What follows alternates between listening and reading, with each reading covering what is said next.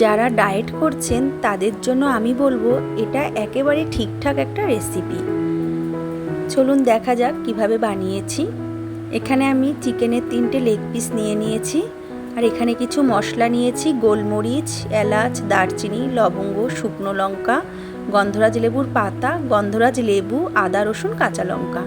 এখানে আছে জল ঝরানো টক দই, আর রয়েছে গন্ধরাজ লেবু। এখানে একটা তড়কা প্যানে আমি ওই শুকনো মশলাগুলো একটু ড্রাই রোস্ট করে নেব।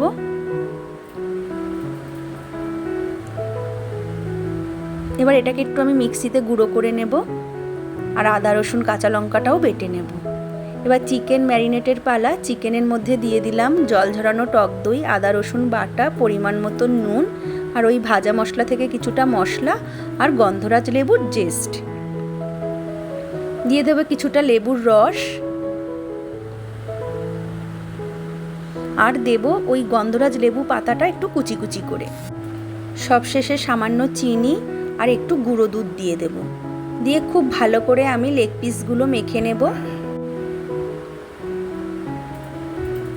কিছুক্ষণের জন্য এটা ঢাকা দেওয়া থাক।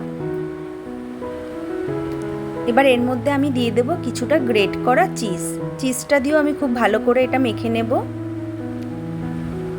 এখানে আমি একটা স্ট্যান্ড নিয়ে নিয়েছি, স্ট্যান্ডের মধ্যে আমি লেগ পিসগুলো দিয়ে দিলাম একটু। এটা আমি মাইক্রো ওভেনে 180 ডিগ্রি সেন্টিগ্রেডে এই 18 মিনিটের জন্য বেক হতে দিলাম। ওপর থেকে আমি একটু ওই ভাজা মশলা ছড়িয়ে দিলাম।